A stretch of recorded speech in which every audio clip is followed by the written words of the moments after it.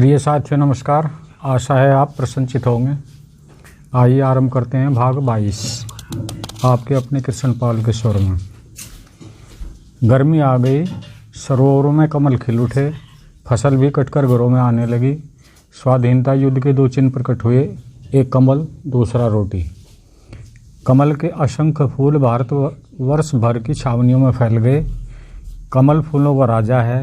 सरस्वती की महानता, लक्ष्मी की विशालता उसके पराग और केसर में कहीं अदृश्य रूप से निहित है।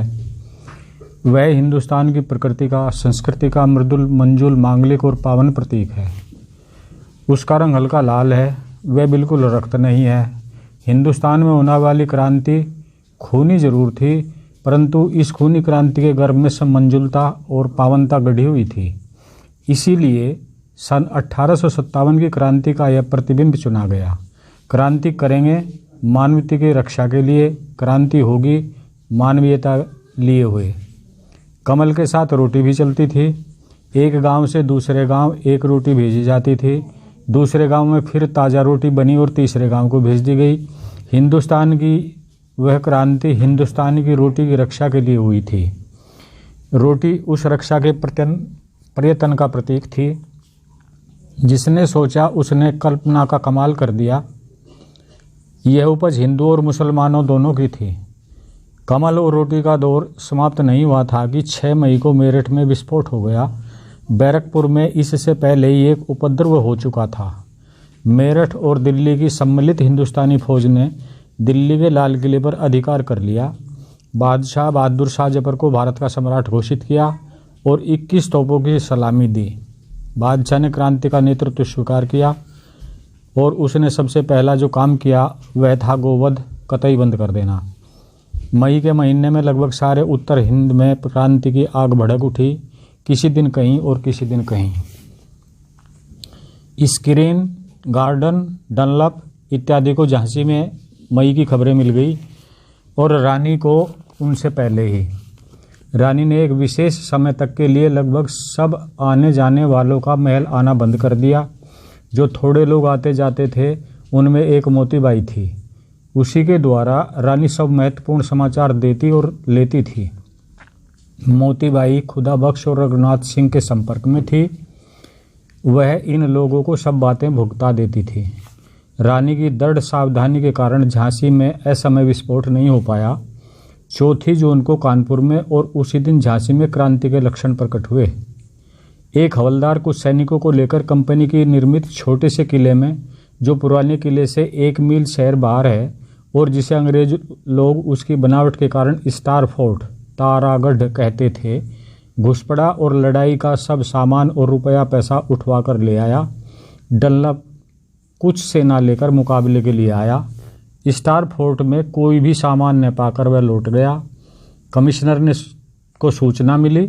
उसकी सलाह पर छावनी के सब अंग्रेज अपने बाल बच्चे लेकर किले में जाने को तैयार हुए। अब इन लोगों को रानी के शौर्य की, उनकी योग्यता की और उनकी तेजस्विता की याद आई। गार्डन कई अंग्रेजों को लेकर रानी के महल पर पहुंचा।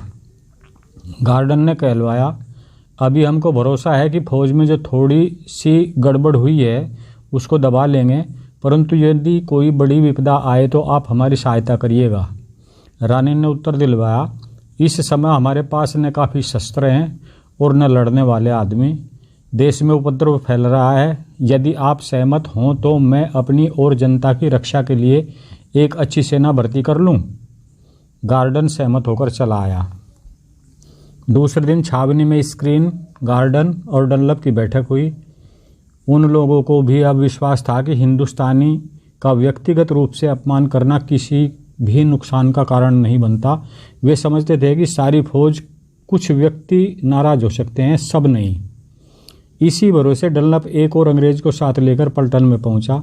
सिपाहियों ने, जिसमें रिसालदार काले खां सबसे आगे था, तुरंत डनलप को गोली मारकर मार दिया। अंग्रेजों में भगदड़ मच गई। गार्डन अकेला रानी के पास दौड़ गया। मुंदर के द्वारा बातचीत हुई। गार्डन, हम लोग पुरुष हैं, हमको अपनी चिंता नहीं, हमारी स्त्रियों और बच्चों को अपने महल में आश्रय दे दीजिए। मुंदर ने रानी को आगा पीछा सुझाया, सरकार इस आपत से दूर रहिए, फौज के लोग हमारे महल पर टूट पड़ेंगे। रानी ने धीरे से परंतु दृढ़ स्वर में मुंदर से कहा, हमारी लड़ाई अंग्रेज पुरुषों से है, उनके बाल बच्चों से नहीं। यदि मैं सिपाहियों पर नियंत्रण न कर पाई तो उनका नेतृत्व क्या करूँगी? कह दो गार्डन से कि स्त्रियों और बालकों को तुरंत महल भेज दें। मुंदर ने संवाद दिया। गार्डन तुरंत स्त्रियों और बच्चों को छावनी से निकालकर शहर ले आया और उनको महल में दाखिल कर दिया। रानी ने उनको भोजन करवाया और ढाढ़स दिया, परंतु स्क्रीन ने हट किया, इसलिए ये सब महल से हटा लिए गए और किले में भेज दिए गए। इस बीच में सिपाही छावनी को तहस नहस करने में उलझे थे। फारिग होकर वे किले पर धावा बोलने के लिए बढ़े। गार्डन इत्यादि ने सब फाटक बंद कर लिए, लेकिन सिपाही बहुत थे, उनके पास तोपखाना था और किले में तोप न थी। युद्ध सामग्री भी थोड़ी, खाने के लिए करीब करीब कुछ नहीं। नवाब अली बहादुर ने उसी समय पीर अली को भेजा और कहलवाया कि हुक्म हो तो ओरछा और दतिया से सेना बुला ली जाए। अंग्रेज इतने भयभीत हो गए थे या इतनी हेकड़ी में थे कि उन्होंने जवाब दिया, कोई ज़रूरत नहीं, छोटा सा बलवा है, दबा लेंगे। पीर अली ने नवाब साहब को वह उत्तर सुना दिया। खुदा बख्श मिल गया, उसको भी सुनाया। खुदा बख्श ने मोतीबाई को रानी के पास भेजा और शम रघुनाथ के पास चला गया। मोतीबाई ने कहा, सरकार अब समय आ गया है, और खुदा बख्श की कही बात सुनाई। रानी बोली, नियुक्त तारीख पर आरंभ न होने के कारण कार्यक्रम का रूप बदल गया है, तो भी अपनी सेना तुरंत तैयार करने का प्रयत्न इसी समय किया जाना चाहिए। रघुनाथ सिंह को समाचार दो कि कटीली से दीवान जवाहर सिंह को बुला लें और जितनी विश्वसनीय सेना इकट्ठी हो सके 8 मील दूर रक्षा के निकट जमा करें। घुड़सवार अधिक हों, जब तक मेरी आज्ञा ना मिले झांसी की ओर न आए।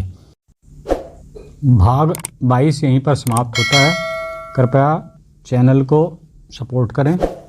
धन्यवाद।